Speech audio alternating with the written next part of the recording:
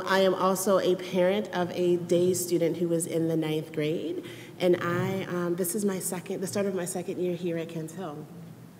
I am very, very, very excited to welcome you all here today to really give you an overview and talk to you about the plans for your day student experience. I just wanted to take a moment to acknowledge that for many of you all, you've done this a couple of times, and so this feels like old hat. You know, your students will be dropped off, they'll connect with their friends, and that will feel really smooth and seamless. But for many of you, you're doing this for the first time. And so there might be a bit of nervousness, there might be a little concern. How will they engage? Will they get off technology? Will they make those initial connections that you really want them to have in order to have a vibrant and dynamic school experience? And so I wanted to let the students know that we are here with you and that connections take time, and we have designed activities and fun things this afternoon to help you make those connections. And for my families, I want to let you know that you are a part of the Kent Hill family and community as well, and we're here for you as you navigate through your student joining us for the first time, or if you're a returning parent and you're navigating through your student being a sophomore, junior, or senior for the first time. And so today, what we'd like to do is introduce you to part of the Kent Hill family and village that is here to support your students. I want to highlight the fact that this is just some of the many faculty and staff members who are on campus, from our Sage dining crew, from our facilities maintenance staff, to our admissions team. We have a host of individuals who are here because they love working with students and they care. But today, I've asked a couple of colleagues who represent different offices that you and your students will be working with to provide you a quick overview of their offices and services. But most importantly, I wanted you just to see and get to know them and for them to introduce themselves. And so I've asked each panelist to give you just a high-level overview of the services that they provide. And then I have a few slides just about some of the rules so that you all know how to navigate the community as a day student. I want to remind you all that this session is being live streamed and recorded. So if you have a very personal or specific question that's unique to you or your student, I may ask that you not ask that in the moment, but perhaps connect with folks afterwards.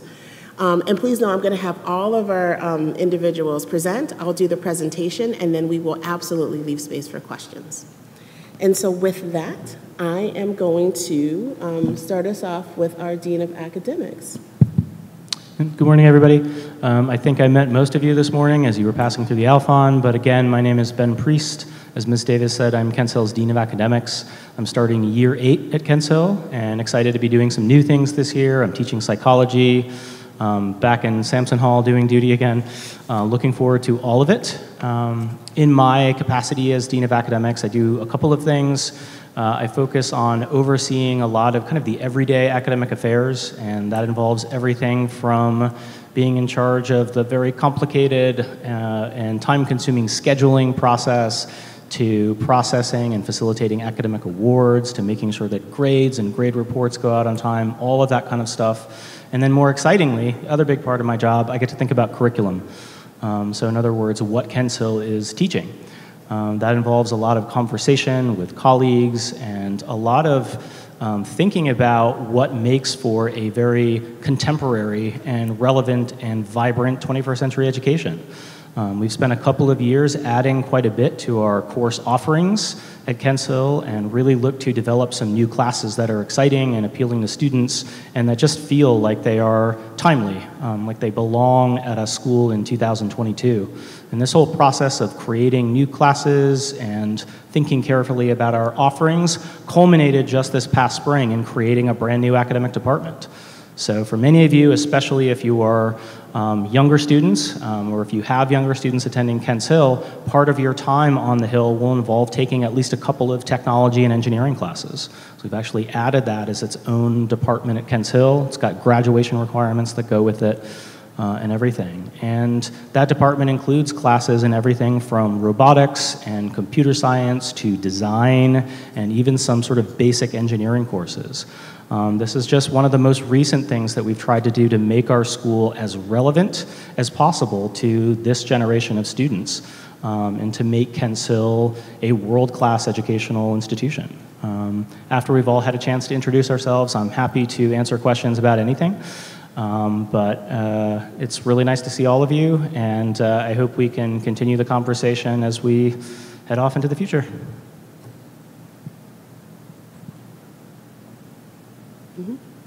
I didn't know if I needed an introduction.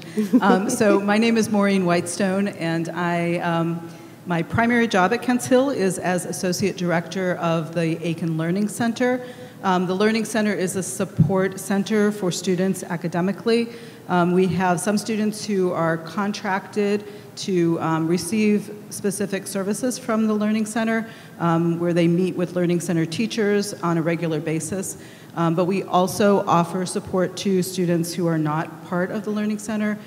So if a student is struggling with classes, it will come to our attention, and we will help the student navigate ways to be able to get back on top of things, whether it's meeting for extra help with teachers or maybe coming in and doing some planning of projects and things that they have to get in.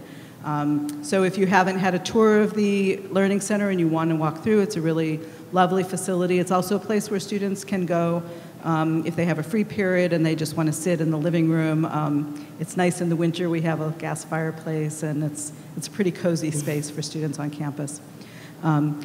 And then also I am, many of you who are ninth graders will see me this week particularly because I'm the director of the ninth grade class connections.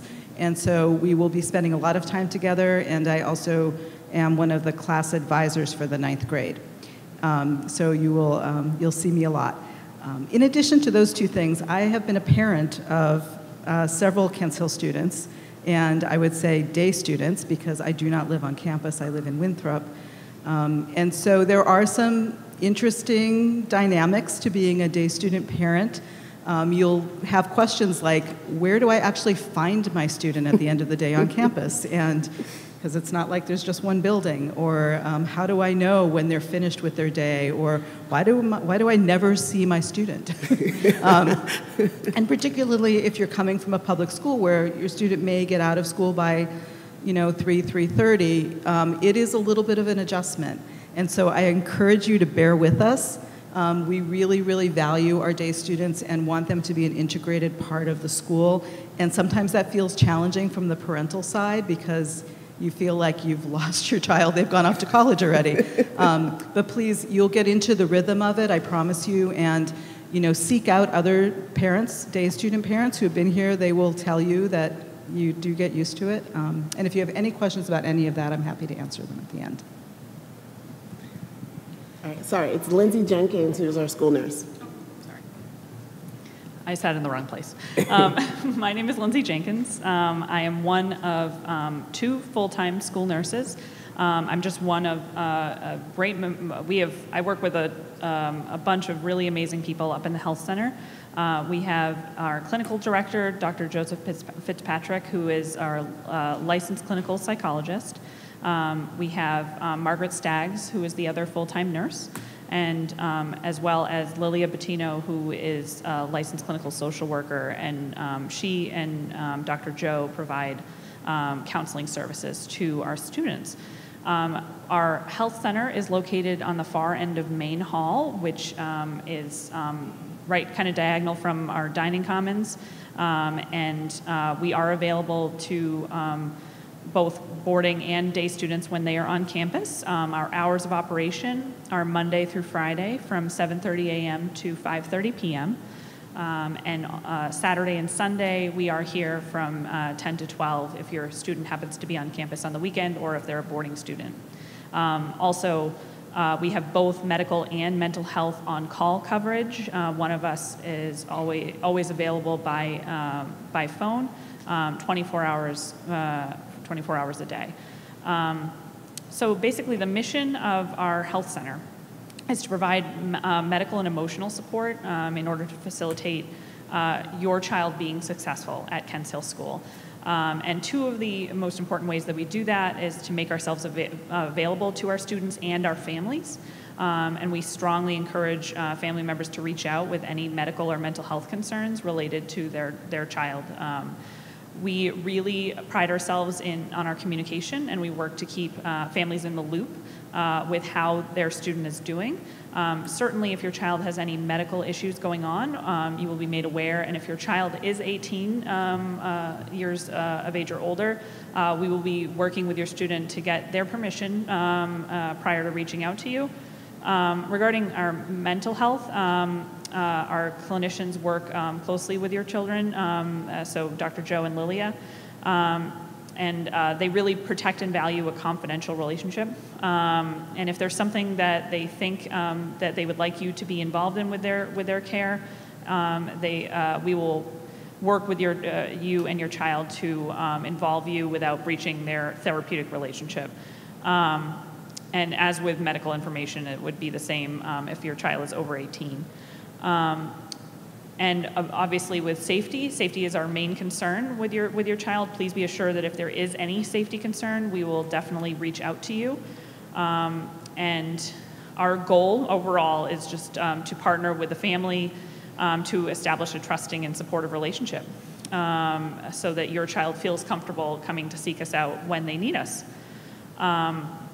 Dr. Joe, who's our health center administrator, is always available to respond to any questions or concerns, and medical, you can always reach out to Margaret Staggs or I. And yeah, I think that's really it for the health center. And this is my 10th year, so. Good morning. Yes, it's still morning. My name is Reve Tortel. I'm the coordinator for student accountability and community engagement. And the way I view my position is that we're creating pro-social global citizenship among our students. And because we are an educational institution, we find that educational opportunities due to behaviors that may not be as pro-social as others is the opportunity to educate and grow as pro-social global citizens of humanity. We believe that we also have the opportunity to engage in the community should there be community restored. A behavior may result in needs to restore relationships with the community so that we can make sure that we have a cohesive group here on campus of students that feel safe.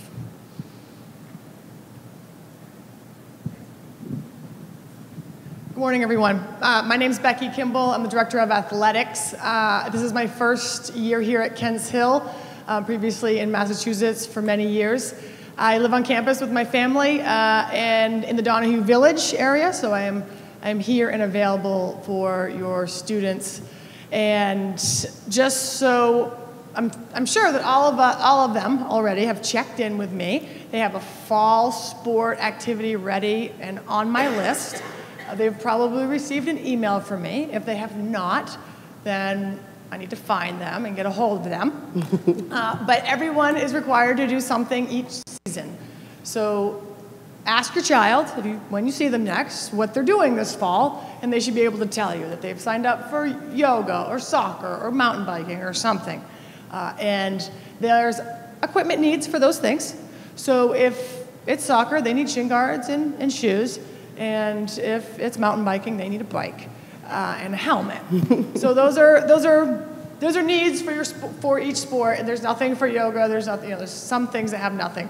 But the equipment list is listed on our website. So please check that and have them ready to go. If they're trying out for a sport team, for a competitive sport team, they have a meeting today at 4. And if they're not, they have a meeting tomorrow at 10:45. There is an athletics portal, so the rosters will be uploaded and all that. But athletic schedules are up online for the fall, so you can see your child's, game schedule. There is also important for day student families that there is a dismissal, departure, and pickup time that is estimated at the moment until, I did the Google thing and, 2-hour game and then time home. So, but if they have a cell phone, they'll tell you, hey, I'm 30 minutes from home or something, come get me. But there is an estimated pickup time for that, and everything from Alphon will be picked up at the Alphon for athletics. And I am a 9th grade advisor, but I am going on the senior trip. But I am a 9th grade advisor, so I see some of my advisees in the room, which I love. And if you have questions, come see me. I'm in the Alpha, my door is open, and that's about it. Thank you.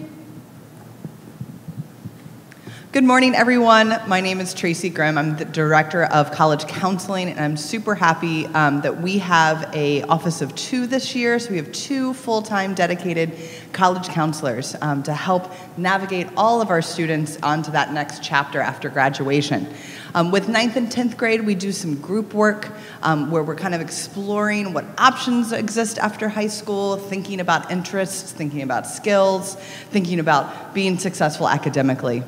Once students enter the 11th grade, we start an individualized process where students will be assigned a college counselor, and that counselor will be with them to reach whatever goals they have for after high school, whether that's college, gap year, work, military. No matter what they want, we will be there to support them. Our offices are located in the Aiken Learning Center. We're right across the hall from one another, so if you have any questions, you're welcome to reach out to us. This is my 2nd year at the school, and I'm also going to be coaching softball, and I'm a parent in Reed Hall, and I'm also a licensed school counselor, and that's definitely an angle that we approach the college counseling process from, is a whole student well-being model. Sometimes college can be a little scary, so we definitely want to make sure that students feel supported and guided throughout the process. And last but not least, you get to hear from me again. And I want to speak to you from my role thinking about diversity, equity, and belonging. And so I often will provide students and families my titles, and they're like, what does it mean to be an associate head of school? Like that, I have no context for that. And so as the associate head of school, I do many things on campus. I support the amazing team that is really thinking about your students' co-curricular experience, from the residential halls, from our athletics program, health and wellness, as well as thinking about how our students are connecting to the community based on who they are and their identity. I think the core of my role is to really think about how students are connecting, but most importantly, how do they feel like they belong at Kents Hill? And belonging is a big concept. You know, it could be that you're a day student and you don't know how you may fit in a boarding school. You know, you may feel like I'm a person of color and I don't know how I connect. You may be a person who has a learning difference and you're wondering, like, where's the space for me? You might be a student who's not into athletics and you're looking for other activities and things to connect with. You could be a student that has, we have a range of students with different financial abilities. And so there are perceptions around who is valuable and who private schools are for. And so my role and the role that I work with the entire community is making sure that all of our students belong, that they feel seen and they feel celebrated for all of the diversity and the differences that we bring to the community. The other thing that I'd like to reiterate, and I talked about this at the very beginning, is that belonging and finding your place takes time. And so I know there will be moments where you or the students or parents will be like, I'm not sure if Kents Hill is the right space. You know, I don't feel like I'm socially there yet. I might be a little intimidated academically. You know, I want to remind us that that is an important part of the journey. Asking those questions is an important part of your process and reflecting on this space. And if you have those moments where you are unsure, I want to remind you that you have a number of trusted adults that are here on campus that will help you navigate those experiences, navigate those concerns or doubts. Yay, somebody's tipping me $1. Navigating those experiences, and that we're here to sit with you and listen. And so every student here has an advisor who is their primary point of contact for the big picture of their school experience. And so families, if you all have questions, your student's advisor is a great place to begin. But if you have other questions, you're like, I'm not sure if I want to start with the advisor. I want you all to know that I am also a dedicated point of contact for our families. And so if you have a question, you're not sure where it goes, you're feeling uncomfortable, but you can't quite name what it is and why. You just want to celebrate something and you need a high five or a hug. Just know that there are many adults on campus that'll do that with you, but that's where I see my role coming in, as to be the space to unpack all of those experiences and explore that with our students. The other thing that I want to emphasize when we talk about belonging is not only feeling safe and supported within our community, but also taking up the work to create safety and support and a sense of belonging for others. And so throughout the year, we will have programs and opportunities for all of our students to not only talk about and celebrate their diversity, but also to learn about others and to develop the skills that you need to create a sense of community with others. And so belonging has a broad domain here at Kent Hill. And if you have any questions about that, I am one of many individuals on campus that's there to help you support that experience. And so I want to next shift us to talking about our rules. But before I do that, are there any particular questions from our panelists at this moment? Maybe I should ask that before I go to the slide. Any questions that anyone has for our panelists before we go to our next portion of the session? And this is where I'm going to ask you all to be in your brave space and raise your hand and ask that question that I know everyone is wondering, but folks haven't had a chance to ask. Is that a kind of hand? Yes, yes. So on the schedule this year, Yep. there was a slot for clubs. Yes. Could you just speak sort of that's the change from last year what that is about? Yes. So the question was around the academic schedule. And for those of you who are returning from last year, you'll notice that our schedule looks different. And there's a spot on Friday afternoons for clubs. And so what we've done this year is we've tried to create a space for students to be able to engage across interests. And so during, in the early part of the semester, we will have students that want to start different clubs be able to get together and gather, and then we wanted to make sure that we had time during our academic day to do that. For example, I have a couple of students who are very, very, very interested in dance. And so dance isn't one of our competitive offerings, but they want to connect with other students who love how to dance. And so I'm asking those students, maybe they want to start a dance club. We have other students that, want to do things around chess, So again, connecting students about their interests is what the club space is about. You'll also notice in the schedule that we've added a community hour. And so you will see that from week to week, the community hour theme will rotate. There'll be certain weeks where we will offer our peak programming, which is Principles, Ethics, and Action at Kent Hill, where students can sign up for workshops around different topics with faculty members on campus.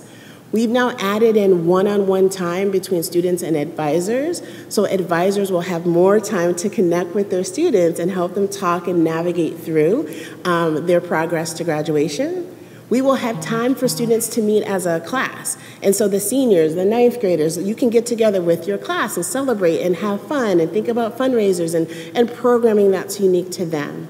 And then we also have time for diversity, equity, and belonging programming. So again, to help students develop those skills. So I saw a question back there, and then I'll come up front. Yeah? With director of athletics, you had mentioned about the sports schedules for fall or online. Where exactly can we find that? Because last year we had the Kent Hill Varsity Athletics app. Yes. And you can go on there and see game schedules and things like that, and I don't see the fall schedule. Yes. Becky, So the app you can Becky, delete. Will you repeat the question? Yes. Yeah. So in terms of schedules and the app that you guys used last year and things online and whatnot, we are going to use our athletics website as our primary window to all things athletics. You will have on the Kent Hill athletics and then schedules, you will see the entire fall schedule already posted on the athletics website. With that, when the game is over, you will see scores.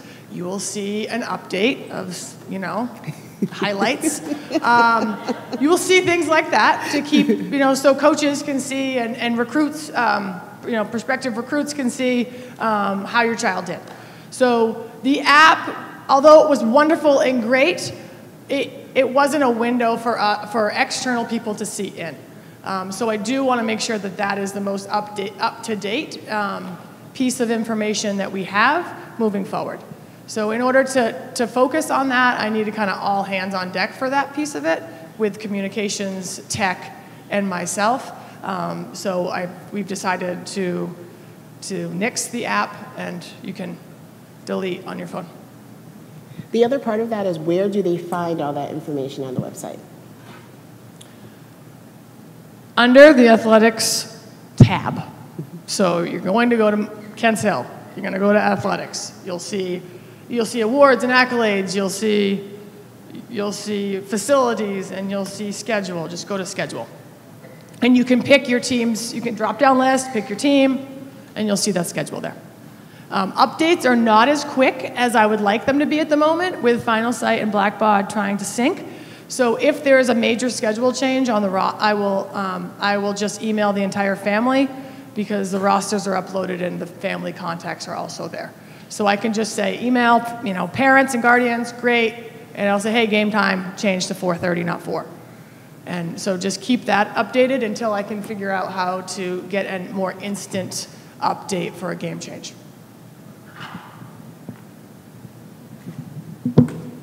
Is there another? Okay. Oh, yes. Thank you for that. Fantastic. In terms of the Friday club, same time frame every Friday? Yes. And its requirement? It is not required. So the kids that are not in the club are? So students that don't want to be in a club, they can hang out in any of our open spaces, and that is our library, and I'll have this again on our slide, our commons, the Alfond, as well as our student center. Okay. All right. Any other questions initially for our panel? Okay. I have 2 questions that a parent yesterday asked of me during our check-in that I want to ask our panelists today.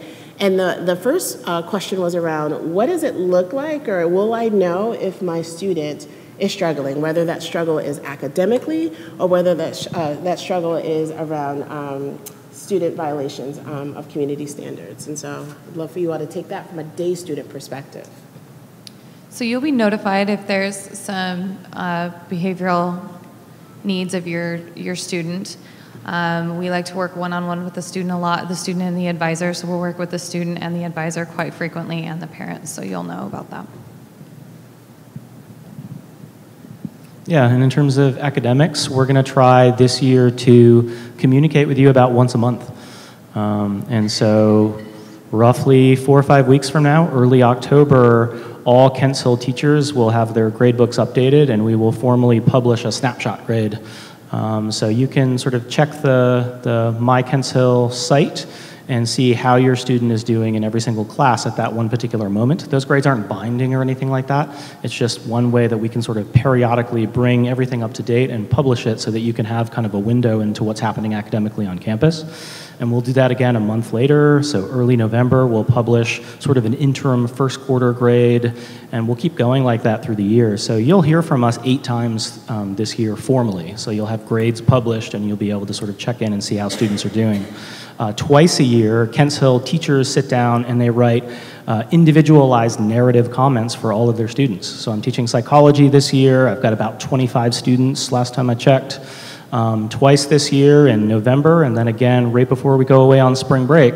Part of my job will be to sit down and look at how each one of my students is doing in my class, and then write a 2 to 3 paragraph comment that sort of overviews what I see, where they're excelling in class, where maybe they're struggling a little bit, and what I'd like to see more from them kind of going forward. And those narrative comments are really useful.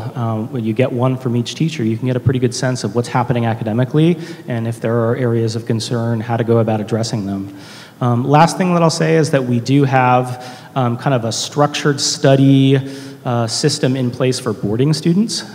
So in the evenings, if we have students who are struggling academically, if they have some low grades, we organize kind of an extra level of supervision for those students so that they've got a pair of adult eyes making sure that they're actually doing homework during those evening homework periods. And while that does not apply to day students per se, if you have a student who fits into that category who would have been sort of flagged for struggling academically if they were a boarding student, we will catch them in our grade audit, and you'll hear from me anyway.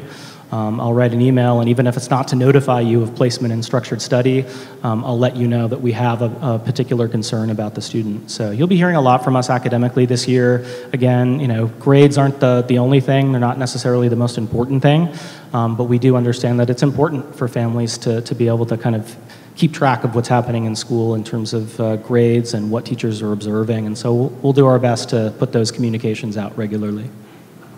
And the other piece to add around the structured study piece is that many faculty members will have office hours. And so if you have a student that's in a particular class that might be on that or qualify for that structure study list and they need some of that additional support, they would be able to, during the day, to sit with their faculty member during office hours to get some of that coordinated support.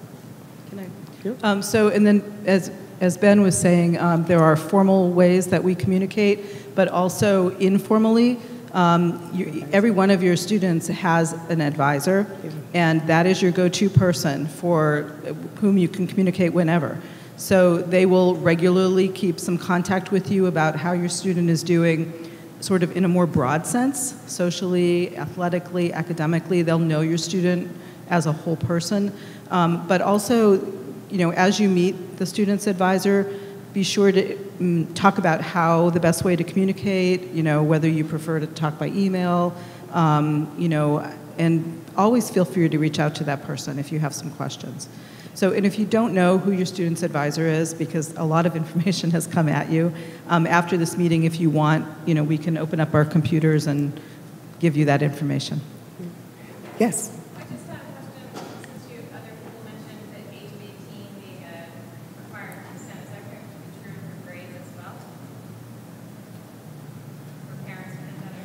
So the question is, for students who are 18 and they have reached the age of majority, does that mean that those parents would not have access to their grades? And I think we're all looking at each other because we're like, we have yet to not, no. I don't think we've come up with a circumstance where we have not treated our 18-year-olds in the same way with their grades and sharing that with their family. And so I don't think we're going to artificially make that cutoff. But your question segues into the next question that I wanted to share, which is about what is privacy and confidentiality looking like for our students, especially those that are 18. And so I'm going to ask Lindsay from our health center to maybe discuss that, because that might be the one space where age matters. Yeah, so, and I mentioned this a little bit before, I'm filling in for Dr. Joe today, so he gave me his talking points, and I think I did it a little out of order, but basically, communication, privacy is so important. Your children are day students, but that does not mean that they cannot seek us out and talk to us, for both medical and mental health reasons. And we really, it's part of our professional responsibilities, as well as like the school's policies to keep both HIPAA, like the HIPAA privacy in place. We, again, if it's a safety issue, that is not that kind of the privacy goes out the window. If your child is in danger in any way, we are going to notify you immediately. Hopefully, the student will be with us, and they can be the one to reach out with our support, being right with them. But for any other circumstance, we do really work with the students. We encourage them for sure to. In situations where it may be helpful to loop their families in, we will definitely encourage them. We can facilitate that. We can help them with that. But we do want to make sure that we maintain a confidential relationship with the students where they feel comfortable that it's a safe space that they can disclose things to us. For 18-year-olds, I know many of you have spent hours and hours of your lives filling out Magnus information and everything. For 18-year-olds, we do have to get your child to sign some things themselves, because as 18-year-olds, that is a requirement. And so, again, we would work with your child if they are 18 or older. And in many situations, we will work with them and see if they are comfortable having information shared with parents. That is our preference, obviously, but that is not. We do have to get their permission in many cases with confidential information to share. When they're over 18, and that's true for their doctor's offices as well, which I'm sure if you have an 18-year-old, you've experienced that, the joys of trying to get information from their primary care doctor. So. Okay, thank you. Yeah. And so now I'm going to shift to what Maureen Whitestone alluded to, which is the rhythm of our day students' academic day. I have to push myself to stay put so I can stay next to the mic. And so the Kents Hill Academic Day is seen as 8:30 to 5:30. That includes our academic courses and the academic portion of our day, which is roughly about 8:30 to 3 or 3:30. It slightly adjusts every day. And then there's activities in the afternoon between 3:30 and 5. And so we ask that all of our day students arrive before their first class, before 8:30. If you are a person who's arriving at 8:25, the first place that you need to check in is your first period course, and that is where your faculty member will take attendance, and that is the check-in for us to know that your student is on campus. And so for those of you that are going to arrive just before classes begin, your first course of the day is this place that you will check in. For those of you whose work schedule might push for you to bring your student earlier, the earliest that we ask students, that day students can arrive is really 8 o'clock. And if there is a one-off conflict with that, let us know and we will always work with you to support your student.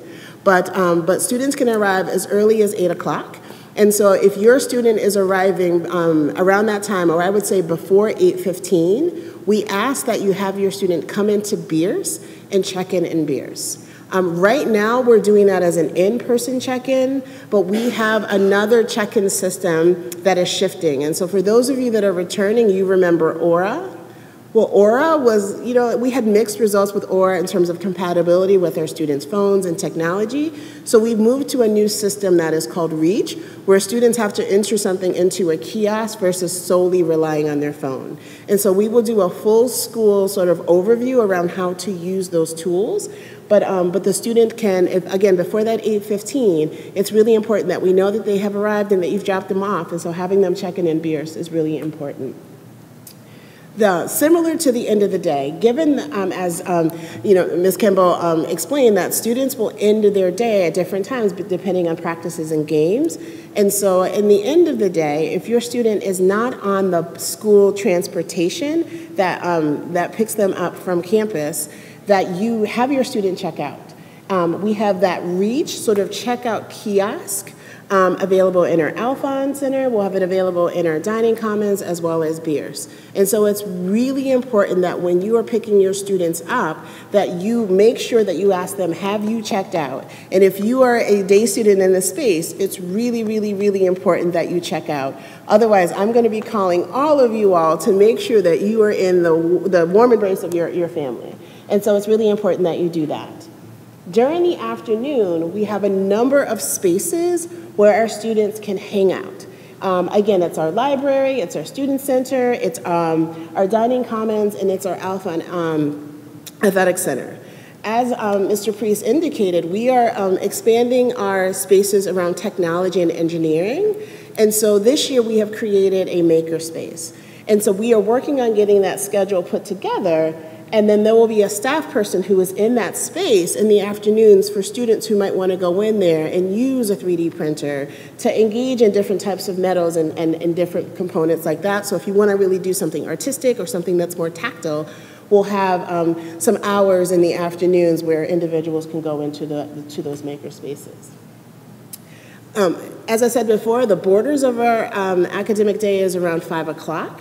If you have a student who is here for a Kents Hill required commitment after 5 o'clock, they are absolutely welcome to stay with us and have dinner in the dining commons. But any day student who is with us after 5 o'clock has to go to that dining center and check in with the officer who is on duty in person. Because after 5 o'clock, our day students who are on campus follow the natural rhythm that we have for our boarding students. And so if you have a day student who wants to hang out until 8:30 with their friends, they have to do dinner check-in between 5:30 and 6:30. And then afterwards, when students might go to their residence hall to do dorm chores or different things like that, we ask all of our day students to go to the library. So if you have a 9th, 10th, or an 11th grader who wants to hang out in the evening with their friends, every residential student has evening study between 7:30 and 8:30. All of our day students who are in that 9th, 10th, or 11th grade who's on campus after 7 will have to do evening study with us in the library. And so again, I share that to let you know that the rhythm of our residential program would apply to any boarding day student who is going to stay on campus. Can I chime in? Yep. I forgot to add, well, this wasn't a piece yesterday because it was for boarders, but we will have the bus running for 5:30 departure. So if your child is part of a sports team, they are not penalized for leaving practice to go and jump on that bus. So you don't have to come pick them up every day at 6 when practice ends, especially with daylight savings. It actually works out better that everything's done by 5:30. But just so you know, they will create team policies and whatnot. It will be, you'll be there from the start to the end of practice. Well, if you're catching the bus, you're catching the bus. So just so you know, that is not going to be, there's no penalty for that. And then we will feed your child if we are going on a road trip to wherever, and they do miss dinner time. So we have upped the ante to $10 per meal, which is wonderful. So at least they can get more than a Happy Meal. All right. The other component that I want to share is weekends. As a day community member, you are absolutely welcome to come and join us on campus on the weekends. And if we have trips that are going on campus, if there are empty spaces that are available on those trips, our day students can absolutely participate in that as well. What we do ask is that if you are coming on the weekend, that you arrive no earlier than noon. And similar to the weeknight, you must check in with the OD. We have the OD that is on campus and in that dining hall for our day students to check in. And so when you arrive at noon, you need to connect with the OD. You can connect with the OD in person, or, and I'm gonna ask that you all take this number down, and that is the OD, the officer on duty. That is the direct cell phone number for that person. There is a person who is manning that number 24 hours a day, 7 days a week, but this is the administrative contact on the weekends.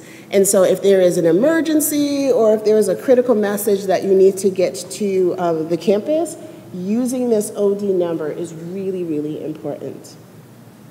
And so again, students can be on campus and they can engage in the programming and they can engage in the activities that we have on campus.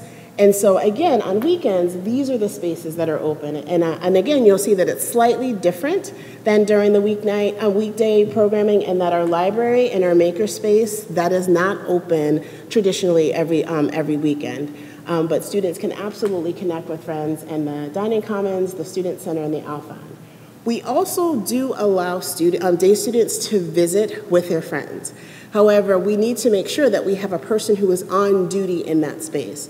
So dorm visitation is permitted, but it is only permitted when there is a duty person in the residence hall, and that's typically after 7 p.m. because we then have all of our spaces staffed with individuals, or our duty teams are taking kids off campus, or they're engaging in their athletics activities. The next piece, and I'm going to ask you all to please, please, please help me with this, is our dress code. We've made some subtle adjustments to our dress code, but Kents Hill dress code is pretty much the same in that we don't have a school uniform. We are really flexible in terms of the academic day, where students can wear any top, any bottom, including hooded sweatshirts during the academic day, as long as it doesn't glamorize alcohol or tobacco use, there isn't profanity or other inappropriate language on that attire. What we really want to stress for students is that you need to dress for the venue and of that moment. And so non-athletic clothing is really important that students don't wear that during the day. So I know we have a new COVID context of athleisure, which some people think might be formal in different settings. And so no sweatpants, no yoga pants, nothing with mesh. I mean, anything that you would typically wear in order to work out in the gym or to be in an athletic competition, that clothing is not appropriate during the academic portion of the day, which is about 3 o'clock.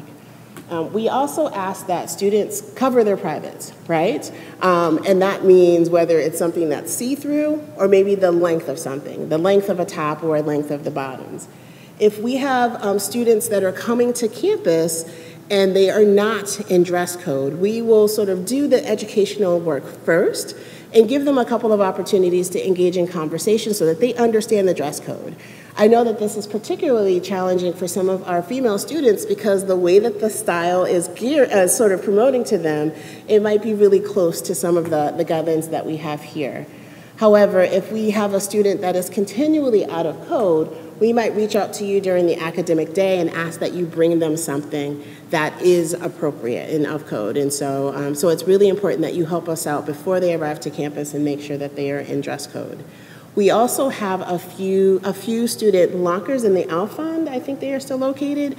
So if you want to have your student have an extra set of something, so just in case something happens during the academic day and they need some backup, you can request to have a locker and have that available to you in case you need to change clothes or something else happens during the day. I think that's all for dress code. And then my final piece is around attendance.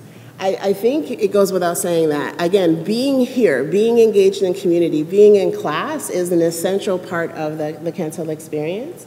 However, we recognize that from time to time, you will have a doctor's appointment, right? There's something that comes up for your family that you don't have control over, and it might interfere with the academic day. So we ask that you call our main office line by 8 a.m. if your student is going to arrive late, if your student is going to be absent for the day, or if your student needs to be picked up early. And again, early is before that 5 o'clock time frame, because we will be looking for them in their afternoon activities. It's also important for folks to know that, Kent Hill, we really don't have an attendance issue. You all want your students to be here. Our students are engaged learners and scholars, and they want to be here, and so attendance hasn't been too much of a problem. However, we do track our attendance, and we really pay attention to how our students are engaging in courses and when they're missing out.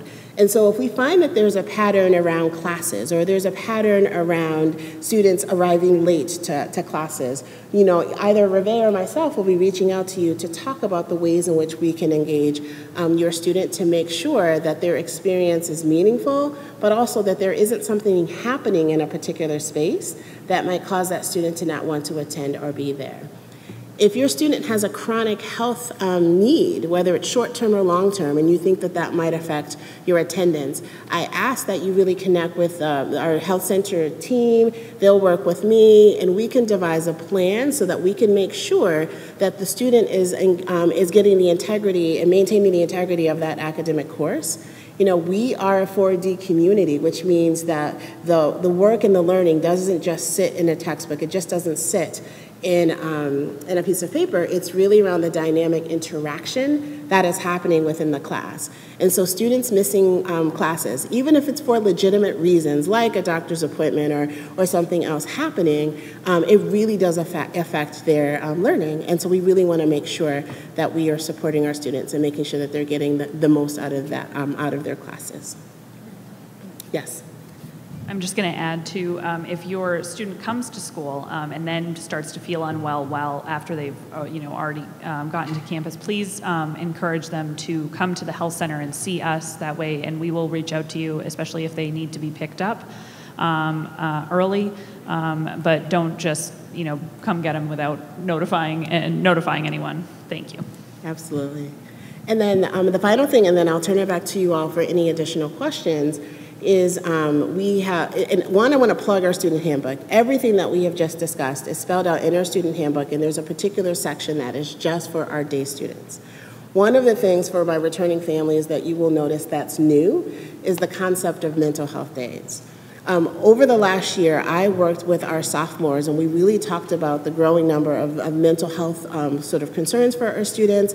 And sometimes we're, encouraging students to really sort of, check their internal sense of how they're doing and to take a step back when they need to. Some students would come to me and be like, Renee, I just can't do it today, but I was afraid to get in trouble if I took the time that I needed for myself. And no student should ever feel like they would get in trouble for taking the time that they need to connect with themselves. I think it's easier for day parents because a student can tell me, Mom, Dad, I don't want to go to class, right? And then you all will call it in. But for our boarding students, it might be different. So we've added in this concept of mental health days where every student will get 2 days in which they could just say, I need to take care of my emotional self today, so I will not be able to make it to my classes. And you will not receive any negative or disciplinary consequence around that missed class or activity. And so there are a number of parameters around that, But the one thing that I want you all to know is that you have to let us know in advance. And so if your student says, you know what, I can't do it, I want to take a mental health day, please make sure that you call us before classes begin to let us know that they're taking that day, because mental health days cannot be applied retroactively. And the other thing is that mental health days are not days that you can tack onto a school break, a school vacation, or take them consecutively 2 days in a row in order to have like 2 free vacation. It's really around self-care and giving our students the space to say, you know what, I'm not feeling well, and so I need some additional support. And so I'm really hoping that we continue the message around self-care and reaching out for support for our students, and our mental health days is a nod to that. And so we have thrown a lot at you. These will be messages that we will repeat to your students during our student handbook session this afternoon, and we will be, talking about this in advisory. And as parents, we will be sending you notes that will have these schedules on there and points of contact, so that you know who to reach in different points throughout the day.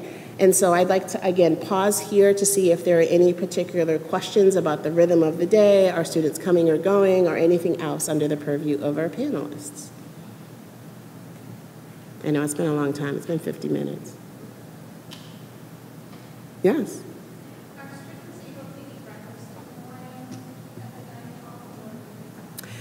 So the question is, can students eat breakfast in the dining hall?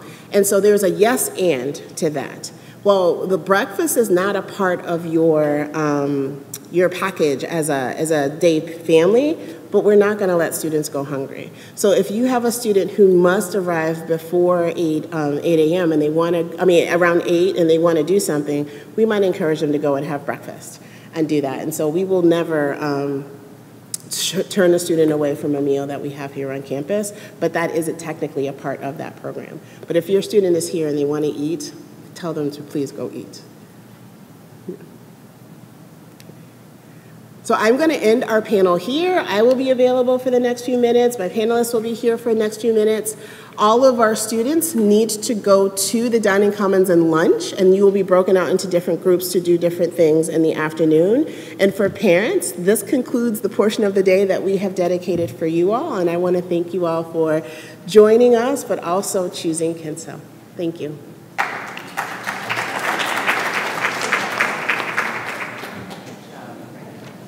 And someone lost $1. That's going to be here for the next couple of days.